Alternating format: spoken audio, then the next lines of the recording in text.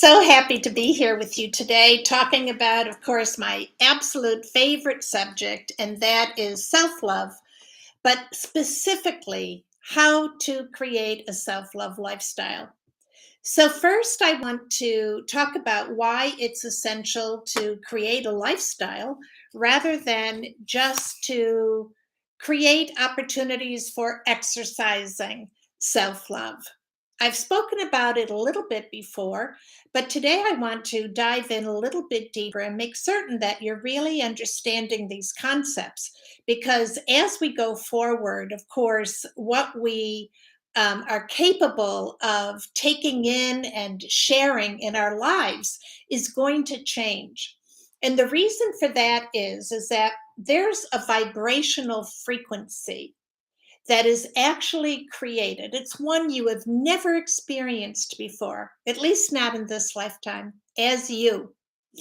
And that vibrational frequency is one which is going to, well, let's just say, open the door to give you access to all the greatest aspects of you, the gifts that you are here to share, the gifts that you are here to participate in creating. And so it's this vibrational frequency that is established based on how often you show up for yourself, number one, but also, and this is huge, it's like how much of your authentic being are you expressing? So we're talking about creating a lifestyle that has the capacity to literally change your whole life, your whole existence. And I know I can speak to this from authority because I've done it myself. And I've been very privileged to be able to help people all over the world to do it for themselves as well. So, this vibrational frequency that I'm referring to, of course, is one that's of a very high frequency. It's filled with light because it is filled with the divinity of you.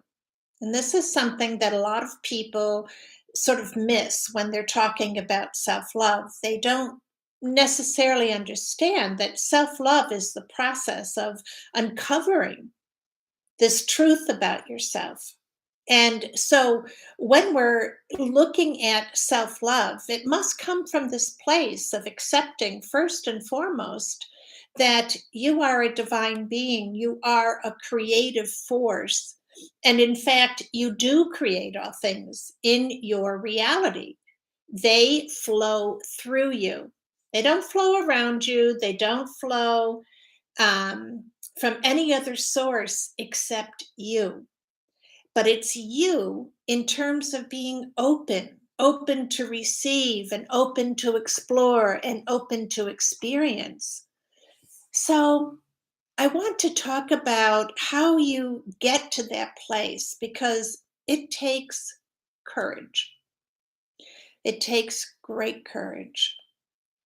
And again, I can speak from experience with a certain level of authority here because I know the level of courage that it takes to step up for yourself when you have been programmed your whole life long not to do that. You've been programmed to acquiesce your power, to be conditioned to respond and react to life rather than taking the initiative to create. In fact, we might even say that you've been dummied down. I'm sure that you've heard that phrase before, and it's true. It's true. I was dummied down. I was made to believe that I remember very early on, that there were only certain careers that I could have as a woman. And I've talked about this and laughed about this so often. And it's not that there was anything wrong with those things. It was just that, well, number one, I had greater potential than that. But number two, it wasn't my destiny.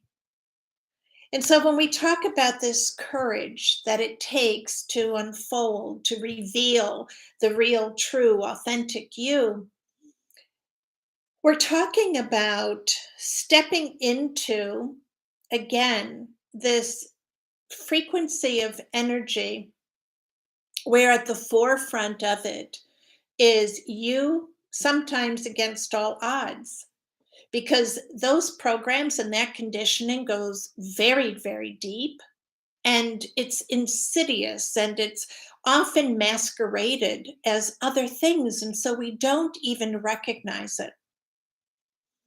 But what we do recognize often is that we're just sort of following the crowd, wanting what everybody else wants, or trying to contort ourselves to fit in when fitting in is really the last thing that we should be doing, because it's contrary or out of sync or unaligned with who we came here to be and what we came here again to experience and to share. Because ultimately, everything that we experience, we are meant to share. We're here together, and we're here together because we learn from each other. Have you ever had an experience, for instance, when you start to recognize that simultaneously you can be both the teacher and the student? And this happens when our hearts are open and we're open to both receiving and to giving. And it's like the breath, it's like the in breath and the out breath, and there's no real separation. Well, that's what I'm talking about. That's called being in the flow, in truth of your divinity, in truth, in your authentic being. There would be no disruption of that. You are just giving and you are receiving and you're giving and you're receiving. So you can see why it takes courage. But here's what I want to promise you: that courage is something that you can develop, right? It's like a muscle that you strengthen at the gym. You can start by taking small steps, small bites of courage. One of the things I know that is necessary is that you trust that, number one, what I'm saying is true, but also number two, that you trust that this is your destiny too. And given that of course the universe is going to provide everything that you need to bring it to fruition. It doesn't make any sense otherwise. So this trust, I talk about it as being just a temporary necessity. That's it. You need only to trust for a short amount of time. And then you step through this portal, over this threshold, and the universe can supply all the evidence that you need to really embrace this truth about you. So, my message to you today is give yourself permission to be courageous. You don't have to earn it. If you feel like you need to practice it, go right ahead. But above all things, know that you deserve to be this living expression of the divine within you. That is your birthright. It's the gift that is being given you and the gift that you are then giving to others, to this world that so desperately needs you. So, with that, I'd like to leave you with an affirmation, and that is I am.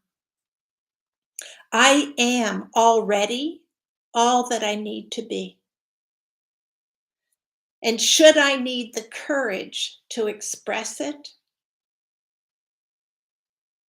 I already possess that courage as well. So you are complete and whole. Practice taking that in. I am complete and whole. And watch what happens when you start to align your actions with that belief. And again, if you need to practice being courageous to really embody that, you go right ahead. No one will stop you, except, of course, yourself. So, with that, I'm encouraging to just continue to explore how can you love yourself enough to show up for yourself, be courageous enough to create this self-love lifestyle that will carry you through anything that's in your future and take you exactly where you need to be. So much love to you. I'll see you again here next week. And again, please leave your comments, questions, anything at all beneath. It's so good to know that you're resonating with what I'm sharing with you. And if not, help me to redirect so I can give you exactly what you need. Because from my perspective, this is the most important aspect of your life. Okay, bye bye now. Many blessings to you.